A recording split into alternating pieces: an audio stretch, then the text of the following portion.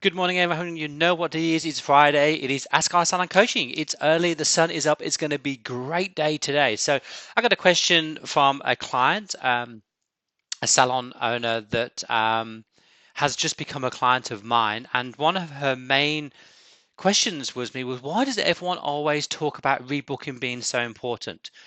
She's got an online booking system and she gets most of her work by she thinks that clients just like to rebook online, so she doesn't push rebooks at all, and her retention rate is quite low. Her rebooks are quite low. So her question to me was, why does everyone keep that as a KPI? Why is it so important to have rebooks what they are? Well, I think it depends on what salon you are.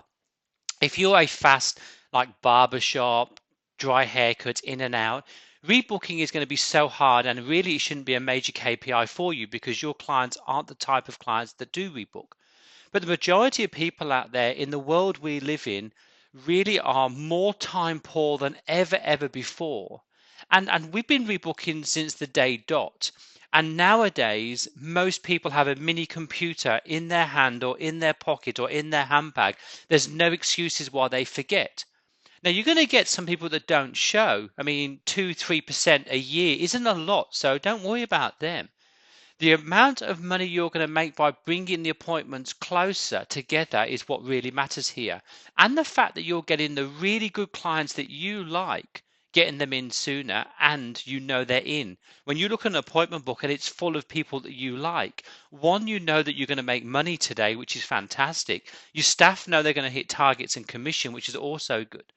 But secondly, if you've left an empty, you don't know when you turn up what staff you need for that day. You also don't know if you're growing, so if you need to get more staff and sit in there an empty shop. But thirdly, you need to be in control. There's nothing worse than sitting there waiting for someone to walk in or for the phone to ring.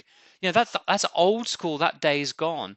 So the one thing I want to teach you today, hopefully, is not necessarily how to rebook because that's really down to you and your salon because that's what you do is what you get. What I'm going to teach you is why you get, if that makes sense. Wow, that was a mouthful, wasn't it? So, what I'm going to try and explain to you today is whatever rebook percentage you are on at the moment. So, whatever it is, it's there for a reason. It's happening because of a reason. You just need to sit down as a leader and observe. You see, your role as a leader is to innovate better ways of doing things in your salon. Be it how to wash hair better, how to do color better, how to find better applications, how to use less color, how to spend less, how to get more clients in, how to make more money. That's your job as a leader. It's no one else's job. It's not the manager's job. It's not the staff's job. It's yours. Your job is to innovate how I can make my salon better tomorrow than it is today. And tweaking little things as you go is what makes your salon better. It's what makes it have better customer service. It's what makes people come back to you. It's what makes you different from anybody else. So, without further ado, we're going to dive in. And so, this section over here, the exit, most people tend to use this one. Would you like to rebook? And most people respond to that is no. So, when you go, would you like to rebook? Most people say no. It's as simple as that. That's what tends to happen. So if that's what you are, let's just say, for example, would you like to rebook and you have got a 30% rebook rate? That is your system. That is where you're at. I don't care what you say. You can make it up as much as you like. But whatever you're saying at the moment is giving you the result. So what I'm saying to you is why don't you just try something new? Let's just be really silly here. Would you like a banana and rebook? Just something new, really silly, okay? But what whole point is you monitor that now for 6 weeks. I don't care what you say, you monitor it and you find out, did we do better than 30%? Did we lift it any higher or did it go down or did it remain the same? And that's when you change. If it remains the same, you think of something else. Would you like oranges and rebook? You say you've got to keep changing to get a big result. When it goes up, you lock it in. You get your staff now to hold the script in their hands, memorize it, and that's the new way you do it in your salon.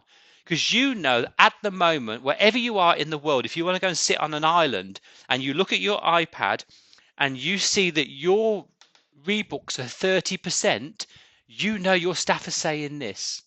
That's the control you can have very easily with this. Let's just say, for example, you say this: I would like to see you again. How about 6 weeks' time? Okay. And let's just say you change it to that. You now get a 40% rebook rate. So 40% of clients react to that word. Okay. Now, I would presume that that word is better than that word. That's just me. What if you changed it to this one? Hi, Jenny. Can you get Mia back in with me, please? 6 weeks will be great. Let's say you're saying that and you've got a 50% rebook. Okay. I'm not saying these give you these percentages. I'm just saying, for example, this is what happens. You might get an 80% rebook with would you like to rebook? Whatever works for you. Here's another one at the bottom. Thank you, Mary, for your custom today. I cannot wait to see you next time. See you in 6 weeks. Now, this might give you 45%. What I'm trying to get across here is that when you do this, for example, oh, there's one more, sorry. How does the 10th of September at 11 o'clock sound for you? We're not even asking them anymore. We're just telling them. This gives us a whopping 60%. Zippity-doo, fantastic. So out of these here, once you've tried these, so you've done this for 6 weeks, done this for 6 weeks, done this for 6 weeks, done this for 6 weeks, and done this for 6 weeks, only your staff would realize, your clients won't realize you're doing this. Which one are you going to lock in and use forever until you reevaluate it again? Now, you'd be absolutely bonkers if you did not say the top one at 60%. See, it doesn't matter what you say, it's the result you get. So wherever you are and the people you talk to, you might have a certain way how you want to talk to them. But whatever gives you the biggest result, you just change. Now, there's no right or reason what is correct and what is not, because that's absolutely irrelevant. And I don't really care what they say. I don't care if my staff have a code word saying bananas, apples, and oranges, and that gives me 100%. I'm going to use it every single time without fail. So that's really important. So that is how you tweak and get your rebooks up. You monitor what you do now, and whatever result you're getting now, that is one. Let's tweak it. Let's just change the words. Now, the one thing I did want to do, what happens if, which I think is awesome, because your rebooks ends here, by the way, it doesn't start here. What happens if you started your rebooks over here? Bit weird. This is when the client's just walked in the shop, just sat down, you've given her a coffee, you've got a menu, your stylist is coming over, sits down with her and has a chat about her hair. What suits her? Has she got a square jaw? Has she got a round jaw? Does she need a sweeping fringe? Does she want a full fringe? Does she need an off her face? Has she got a big nose that you've got to hide? Do you have to give lift somewhere? Do you have to work these layers out? These are all the things that we think of as a stylist as we go through our day. We're trying to create this look. Our job as a stylist and a therapist is to make that client look and feel better as they leave. Let's not forget that. So the difference is what happens if we put some of these words into our consultation? When we ask them how much makeup they wear and what do they do in their spare time and do they own a hairdryer? Because that's one of the questions you need to ask now. When we ask these questions and we know we've collated them and we've got a picture of what this person wants to do, like they don't want to blow dry their hair, they want to wash and go, they don't wear much makeup, they're very, very soft people, they want easy looking after. Surely, if that's the case, because you're knowing something about them right there, they're being very personal with you, you know something about them. If we need to do that sexy bob, you'll need to come back every 5 weeks to maintain that style. So there they are sitting there saying they want a new look, a new bob. Why don't you pop it in there? Because you know for a fact that they need to come back and maintain that. Because when you've done this beautiful work and you've made it look absolutely gorgeous, that bob is going to look crap in 12 weeks' time. And when she's sitting there having coffee with the girls and she turns around and goes, yeah, Richard did my hair, and they're going to go, look at it, Richard, look at the state of that. She's not going to say, oh, it's been 12 weeks and I haven't been back. It's lovely, isn't it? It's not going to happen. So this is all about you actually caring. Love. Give us some love. It's about you really caring for the client. And it starts here.